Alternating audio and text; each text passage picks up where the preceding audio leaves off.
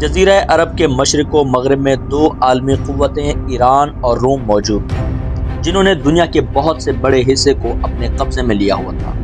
اسی دوران عرب کے صحراؤں سے صدائے حق بلند ہوئی۔ جنگ احزاب میں قریش اور ان کے اتحادیوں کی بدترین شکست کے بعد نبی کریم صلی اللہ علیہ وسلم نے قریش کے ساتھ صلح حدیبیہ کا معاہدہ طے کیا۔ اسلام کی پے در پے فتوحات نے دشمنان اسلام کو چونکا دیا تھا۔ جنگ احزاب میں جزیرہ عرب کے تمام طاقتیں اپنا زور لگا چکی تھیں، لیکن انہیں شکست کا سامنا کرنا پڑا۔ تو اسلام کے دشمنوں یعنی قریش مکہ، منافقین مدینہ اور یہودیوں نے مدائن میں خسرو پرویز اور شام میں ہرقل سے خط و کتابت شروع کر دی اور اسلام کو دبانے کی ہر ممکن کوشش کرنے لگے۔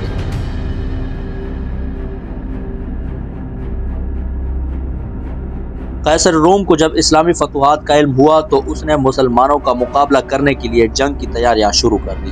نبی کریم صلی اللہ علیہ وسلم نے پڑوسی ممالک کے بادشاہوں کو خط بھیجے اور انہیں اسلام کی دعوت دی۔ حضور نبی کریم صلی اللہ علیہ وسلم نے ایک خط بصرہ کے گورنر کو بھیجا۔ آپ صلی اللہ علیہ وسلم نے فرمایا کہ تم اسلام قبول کر لو۔ یہ نامہ گرامی حضرت حارث بن عمیر رضی اللہ تعالی عنہ لے کر گئے۔ جب وہ موتا کے مقام پر پہنچے تو وہاں کا رئیس شرجیل الغسانی نے نبی کریم صلی اللہ علیہ وسلم کے قاصد کو شہید کر دیا۔ اس زمانے میں قاصد یا سفیر کا قتل ناقابل معافی جرم تھا اور اس سے قبل کسی نے بھی قاصد یا سفیر کو قتل نہیں کیا تھا۔ یہ جرم اعلان جنگ سمجھا جاتا۔ جب یہ المناک خبر رسول اللہ صلی اللہ علیہ وسلم نے سنی تو آپ صلی اللہ علیہ وسلم کو بہت دکھ ہوا۔ آپ صلی اللہ علیہ وسلم نے اپنے شہید سپاہی کا انتقام لینے کے لیے تیاریاں شروع کر دی۔ مجاہدین اسلام کو نبی کریم صلی اللہ علیہ وسلم نے 3 میل دور کسی مقام پر جمع ہونے کا حکم دیا۔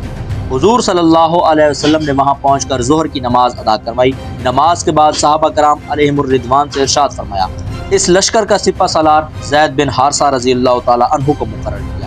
یہ شہید ہو جائیں تو جعفر ابن ابی طالب کمان سنبھالیں گے، اور اگر جعفر بھی شہید ہو جائیں تو عبداللہ بن رواحہ لشکر کے سپہ سالار ہوں گے، اور اگر یہ بھی رائے حق میں شہید ہو جائیں تو مسلمان جن کو چاہیں امیر مقرر کر لیں۔ جمادی الاول 8 ہجری میں 3000 کی اسلامی فوج موتا کی طرف روانہ ہوئی۔ اسلامی فوج جب مدینہ سے روانہ ہوئی تو شرجیل الغسانی کو اس کی اطلاع مل گئی تو اس نے بھی جنگ کے لیے 1 لاکھ فوج جمع کر لی۔ اسلامی فوج جب کسی قصبے میں پہنچی تو شرجیل کے علاوہ ہرقل نے بھی 1 لاکھ فوج کے ہمراہ کسی مقام پر خیمہ زن ہو گیا۔ اسلامی لشکر جب موتا کے مقام پر پہنچا تو رومی اور غسانی لشکر آمنے سامنے ہو گئے، جن کی کل تعداد 2 لاکھ جبکہ اسلامی لشکر کی تعداد صرف 3000 تھی۔ دونوں لشکر ایک دوسرے پر حملہ آور ہوئے۔ آپ صلی اللہ علیہ وسلم کا عطا فرمایا ہوا علم حضرت زید بن حارث رضی اللہ تعالی عنہ کے ہاتھ میں تھا۔ آپ رضی اللہ تعالی عنہ کی تلوار نے موت بن کر دشمنوں کی صفوں میں قیامت برپا کر رکھی تھی۔ بالآخر ایک دشمن نے اپنا نیزہ حضرت زید بن حارث رضی اللہ تعالی عنہ کے سینے میں اتار دیا اور حضرت زید بن حارث شہید ہو گئے۔ تو حضرت جعفر بن ابی طالب رضی اللہ تعالی عنہ آگے بڑھے اور انہوں نے پرچم اٹھا لیا۔ کفار کے تیر اور تلواروں نے آپ کو بھی شدید زخمی کر دیا، لیکن جعفر طیار رضی اللہ تعالی عنہ آخر دم تک لڑتے رہے۔ اسی دوران ایک رومی نے آپ رضی اللہ تعالی عنہ کو شہید کر دیا۔ حضرت عبداللہ بن رواحہ تیزی سے آگے بڑھے اور انہوں نے جھنڈا اٹھا لیا، یہاں تک کہ وہ بھی شہید ہو گئے۔ اس کے بعد حضرت ثابت بن قیس رضی اللہ تعالی عنہ آگے بڑھے اور اسلام کے جھنڈے کو اٹھا لیا اور بلند آواز سے مجاہدین اسلام سے کہنے لگے، اے اسلام کے سرفروشو، اب ایسا آدمی منتخب کر لو جو اسلامی علم کو بلند رکھ سکے۔ لوگوں نے کہا، ہم تمہیں اپنا علم بردار بنا دیں۔ حضرت زید بن قیس رضی اللہ تعالیٰ عنہ نے کہا کہ میں اس کے لائق ہوں۔ سامنے حضرت خالد بن ولید رضی اللہ تعالیٰ عنہ کھڑے تھے۔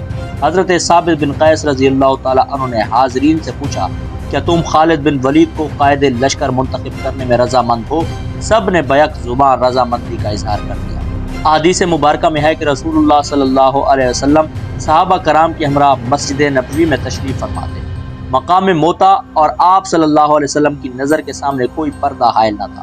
آپ صلی اللہ علیہ وسلم براہ راست میدان جنگ کا مشاہدہ فرما رہے تھے، گویا کہ خود میدان جنگ میں موجود ہیں۔ آپ صلی اللہ علیہ وسلم نے فرمایا، زید کفار کے ساتھ لڑ رہے ہیں اور وہ شہید ہو گئے۔ اب جعفر مار کا آزما ہے اور وہ بھی شہید ہو گئے۔ اب عبداللہ نے علم اٹھایا ہے اور وہ بھی راہ خدا میں نثار ہو گئے۔ کچھ دیر خاموش رہنے کے بعد آپ صلی اللہ علیہ وسلم نے فرمایا کہ خالد بن ولید اللہ کی تلوار نے کمان سنبھال لی ہے اور وہ اللہ کا بہترین بندہ ہے۔ اللہ تعالیٰ نے ان کے ہاتھ پر فتح نصیب فرما دی ہے۔ اس روز سے خالد بن ولید رضی اللہ تعالیٰ عنہ سیف اللہ کے لقب سے مشہور ہوئے۔ یہ پہلا مارکہ تھا جس میں خالد بن ولید رضی اللہ تعالیٰ عنہ اسلام کی حمایت میں لڑ رہے تھے۔ اس سے پہلے آپ اسلام کے خلاف ہی لڑتے رہے۔ جنگ احد میں بھی ان کی وجہ سے ہی مسلمانوں کی فتح شکست میں بدل گئی تھی۔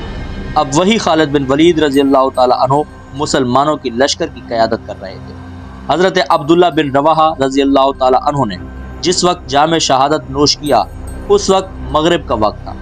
دونوں لشکر اپنی اپنی چھاونیوں میں واپس چلے گئے۔ حضرت خالد بن ولید رضی اللہ تعالیٰ عنہ کی جنگی حکمت عملی اگلے دن سامنے آئی۔ آپ رضی اللہ تعالیٰ عنہ نے اسلامی لشکر کی ترتیب بدل دی اور لشکر کی صف بندی نئے طریقے سے کی۔ آپ رضی اللہ تعالیٰ عنہ نے دائیں حصے کی مجاہدین کو بائیں جانب اور دائیں حصے کے مجاہدین کو بائیں جانب کر دیا اور آگے والے دستے کو پیچھے اور پیچھے والے دستے کو آگے منتقل کر دیا اور ساتھ ہی کچھ مجاہدین کو اپنے عقب میں بھیج دیا اور حکم دیا کہ وہ اسلامی لشکر کے پیچھے گرد اڑائیں تاکہ دشمنوں کو لگے کہ مدینہ سے کمک آ پہنچی۔ دشمن کے سپاہی جب آمنے سامنے ہوئے تو دیکھے ہوئے چہروں کے بجائے انہیں نئے اور اجنبی چہرے دیکھنے کو ملے۔ سیدنا خالد بن ولید رضی اللہ تعالیٰ عنہ نے دشمن کی نفسیاتی بے چینی کو محسوس کرتے ہوئے دشمن پر حملہ کر دیا۔ دشمن کے بے شمار جوان موت کے گھاٹ اتر گئے اور بہت سے لوگوں نے خوف زدہ ہو کر میدان چھوڑ دیا۔ ان حالات کو دیکھ کر حضرت خالد بن ولید رضی اللہ تعالیٰ عنہ نے بھی اپنی فوج کو پیچھے ہٹا لیا۔ اس طرح مسلمانوں نے بھی پیچھے ہٹتے ہٹتے میدان چھوڑ دیا اور یہ جنگ بغیر کسی نتیجے کے ختم ہو گئی اور خالد بن ولید رضی اللہ تعالیٰ عنہ نے اسلامی لشکر کو نہایت ذمہ داری سے دشمن کے نرغے سے نکال دیا۔ اس جنگ میں حضرت خالد بن ولید رضی اللہ تعالیٰ عنہ نے بڑی جواں مردی سے دشمن کا مقابلہ کیا۔ اس جنگ میں سیدنا خالد بن ولید رضی اللہ تعالیٰ عنہ کے ہاتھوں سے 9 تلواریں ٹوٹیں اور 7 دن تک یہ جنگ جاری رہی۔ فرزندان اسلام عقابوں کی طرح رومی لشکر پر جھپٹے اور ان کو موت کے گھاٹ اتار دیا۔ اور یوں خالد بن ولید رضی اللہ تعالیٰ عنہ نے جو کہ بے شمار جنگی صلاحیتوں کے حامل تھے، اسلامی لشکر کو اپنے سے 60 گنا زیادہ دشمن کے حصار سے نکالنے میں کامیاب ہو گئے۔